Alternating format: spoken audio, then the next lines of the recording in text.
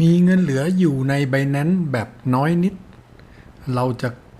แลกกลับมาเป็น USDT ได้อย่างไรนะครับมาดูวิธีการทำกันเพราะปกติแล้วเนี่ยการเทรดในแต่ละครั้งของ Binance นะครับเขาจะให้เทรดครั้งละ10 USDT หรือประมาณ300กว่าบาทแต่ถ้าเรามีเหรียญไม่ถึงแล้วครับมีเงินไม่ถึงมีจำนวนเงินไม่ถึงเนี่ยเราจะทำยังไงที่เราจะแปลงเงินตรงนั้นกลับมาเป็น USDT เพื่อที่นำไปเทรดในกระเป๋าฟิวเจอร์ได้นะไม่ถึง10เหรียญเนี่ยก็สามารถ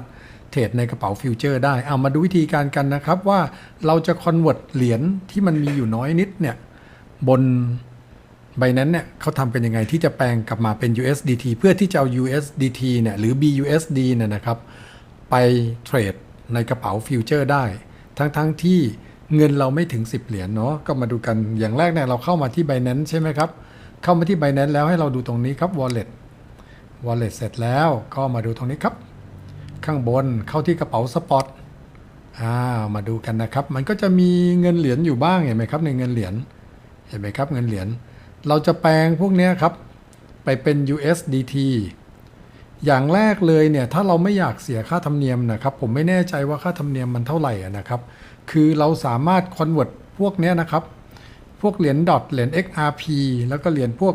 Ethereum หรือว่า BTC เนี่ยไปเป็น USDT ได้เลยแต่ถ้ามันไม่มีเราก็ต้องเอาเหรียญพวกนี้ครับไปคอนเวิร์ตให้เป็น BNB ตรงนี้ซะก่อนเห็นไหมครับตรงนี้นะเห็นไหมครับเขาเรียกว่า convert small assets to BNB ถ้าเรามีอยู่น้อยนะครับเราก็สามารถ convert เป็น BNB ได้ถ้าใครไม่อยากยุ่งยากวุ่นวายนะครับก็ convert เป็น BNB ไปเลยแต่ทีนี้ผมจะทำให้ดูในกรณีที่ไปลองกันดูแล้วกันนะครับผมไม่ได้คำนวณให้นะว่าถ้าเราจะคำนวณเนี่ยถ้าเราจะเปลี่ยนตัวเนี้ยไปเป็น USDT เลยโดยที่ใช้การ convert เนี่ยมันจะดีกว่าการเปลี่ยนไปเป็น BNB ก่อนแล้วไปเป็น USDT หรือเปล่าขั้นแรกมาดูกันนะครับตอนนี้เราอยู่ที่กระเป๋าสปอตนะครับอยู่ที่กระเป๋าสปอตเสร็จแล้วให้เราไปที่ฟิวเจอร์ครับไปฟิวเจอร์นะไปฟิวเจอร์แล้วเห็นตรงนี้ไหมครับนี่ convert กด convert ครับเราจะ convert เหรียญที่มันมีอยู่น้อยนิดเนี่ยนะครับให้มันมาเป็น USDT เรากด convert พอกด convert เสร็จใช่ไหมครับเราจะต้องแปลงเงินตรงนี้สลับตรงนี้หน่อยข้างบนเนี่ยก็จะต้องเป็นเหรียญที่เราจะแปลงมาเป็น USDT นะครับเรากดไปอันนี้เราอยู่ในกระเป๋าฟิวเจอร์นะครับเห็นไหมครับว่าเหรียญที่มันจะแปลงเป็น USDT ได้มันมีไม่กี่เหรียญ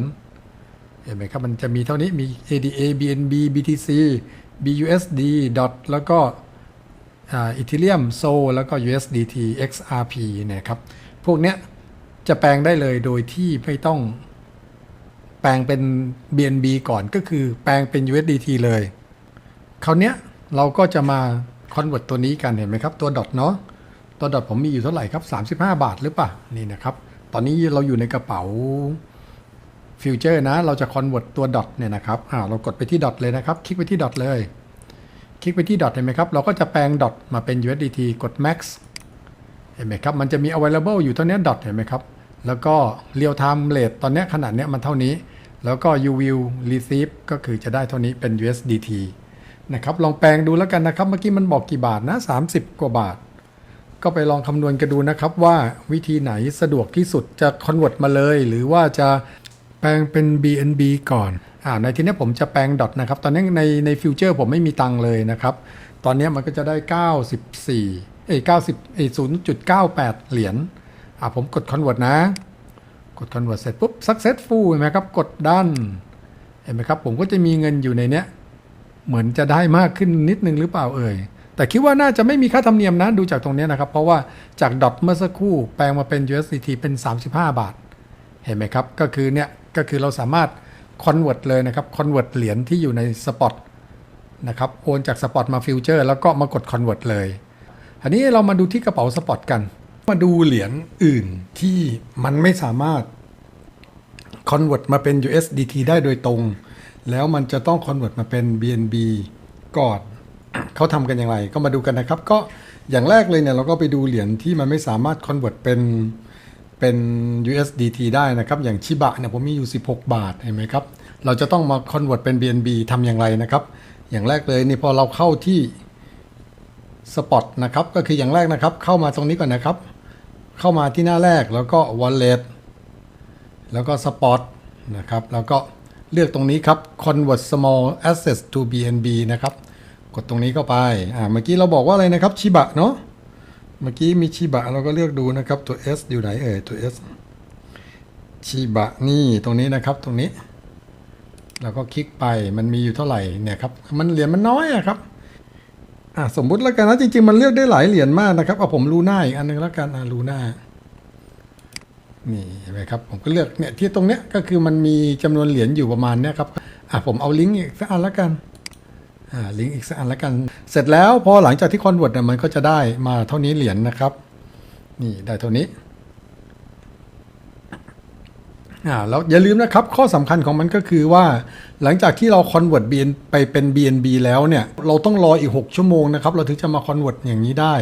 ระยะเวลาอาจจะเปลี่ยนแปลงอะไรยังไงก็ไปติดตามกันเอานะครับแต่มันไม่สามารถคอนเวิร์ตเป็น BNB แล้วพอทิ้งไปสักพักหนึ่งแล้วเราก็มาคอนเวิร์ตใหม่อันนั้นวางแผนนะครับถ้าอยากจะคอนเวิร์ตเนี่ยก็ทำตั้งแต่แรกไปเลยก็ได้อย่างเงี้ยครับทำตั้งแต่แรกไปเลยว่าเราอยากจะคอนเวิร์ตอันนี้อยากจะคอนเวิร์ตมานาผมเอามานาเพิ่มอีกสักอันนึงก็ได้อย่างเงี้ยครับอันนี้คือเหรียญที่ไม่สามารถ convert ไปเป็น USDT ได้โดยตรงนะผมกด convert เสร็จปุ๊บมันก็จะบอกว่าเราจะได้ประมาณเนี้ยครับเป็น BNB เป็นกี่บาทก็ไปคำนวณเอาแล้วกันนะครับ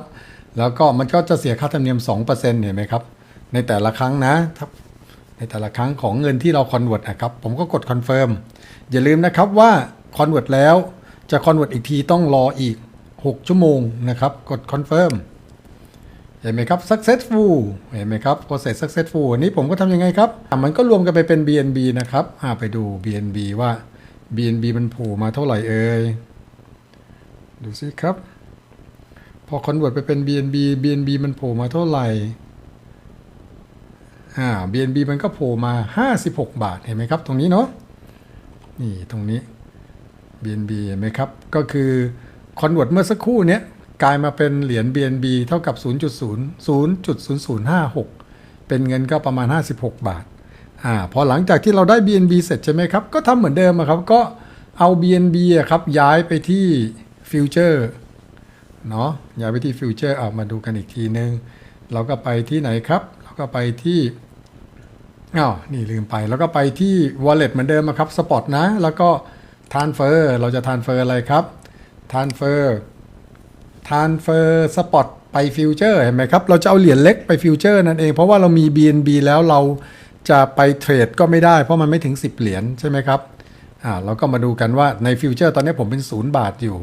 เราก็จะมาคอนเวิร์ตอันนี้เหมือนตอนแรกเหมือนตอนต้นคลิปครับว่าเราจะคอนเวิร์ตดอทจะคอนเวิร์ต XRP อะไรก็ได้แต่นี้ผมคอนเวิร์ต BNB เนาะเพราะว่าเราเอาเหรียญอื่นมารวมกันเป็น BNB นะครับเสร็จแล้วก็เลือกเป็น BNB นะครับแล้วก็กด Max ไปที่ฟิวเจอร์เนาะConfirm คราวนี้เหรียญ BNB เราเนี่ยครับมันก็จะเข้าไปที่ฟิวเจอร์ละเราก็มาดูฟิวเจอร์กันแล้วก็ดูตรง Asset นะครับเห็นไหมมันก็จะมี BNB โผล่มาเหมือนกับคลิปตอนต้นคลิปเลยครับเรากด Convert เร็วหน่อยเนาะว่ามันเหมือนต้นคลิป